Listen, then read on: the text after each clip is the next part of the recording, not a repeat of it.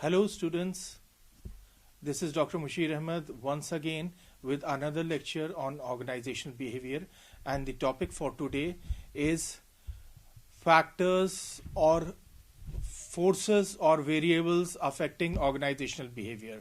So let's get started. It is of great interest to understand the interrelationship between human behavior and other variables which together comprises the total organization. The study of organizational behavior therefore involves consideration of interaction among the formal structure, the task to be undertaken, the technology employed and the method of carrying out the work, the behavior of people, the process of management and the external environment. These variables provide parameters within which can be identified a number of interrelated dimensions, including individuals, number 1, groups, number 2, organization, number 3, technology, number 4, and environment, number 5. Now let us discuss these forces or variables in detail. These variables collectively influence the organizational behavior. Now, forces affecting the organizational behavior that we have seen, these 5 forces, we will be discussing these 5 forces in detail. Coming down to the individuals. Many individuals work in the organization to satisfy their needs. Each employee in the organization has his own physical and psychological needs based on his own traits and experiences. His work behavior is influenced not only by his biological inheritance but also by his interactive environment with family relationship, racial backgrounds, social setup, religious beliefs, technological innovations, and so on. Individuals are made up of all these factors, although they have their own perceptions, learning, and personalities to shape their behavior. Their desires, needs, wants, attitudes, and experiences shape their work behavior. Individual behavior can be unfolded by studying and understanding individuals in this context.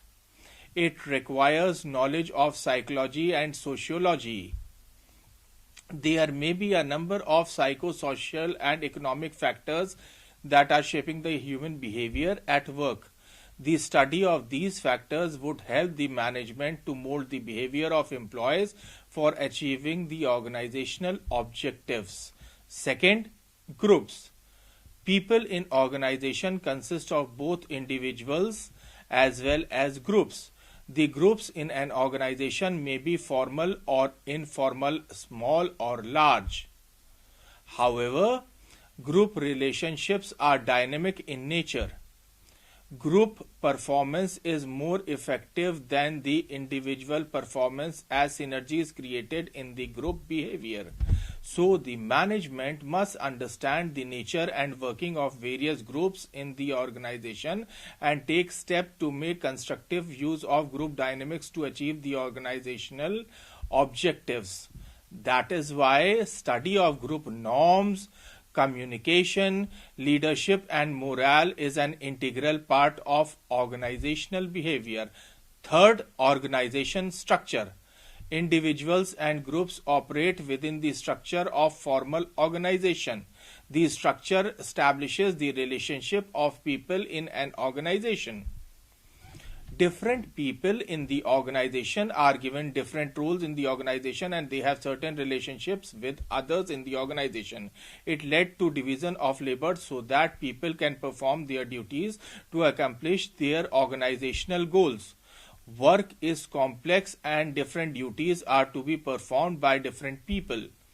Some may be accountants, other may be managers, clerks, persons or workers. All are related to each other to accomplish the organizational goals in a coordinated manner. Thus, structure relates to distribution of authority and responsibility through the organization. Fourth is the technology. Technology has a significant influence on work, the work environment, and working relationships.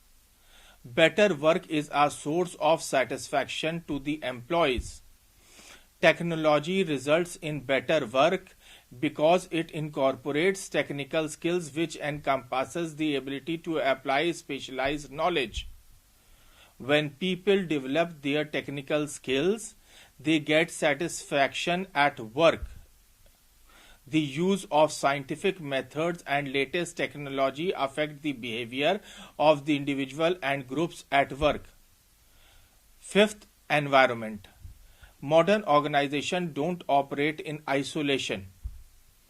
In fact, they interact with their external environment consisting of economic, technological, social, and political forces. The external environment affects the organization through technological and scientific developments, economic activities, social and cultural influences, and governmental actions. The effects of the operation of the within its environment are reflected in the terms of management opportunities and risk in the successful achievement of its objectives. The changes in environmental conditions may compel the management to bring changes in the internal organizational relationships. In other words, if I say management must create an organic structure to adapt to the changes in the external environment. So friends, this is about the forces or variables affecting the organizational behavior. Very soon we will be meeting with the next lecture on organizational behavior. Till then, thank you very much.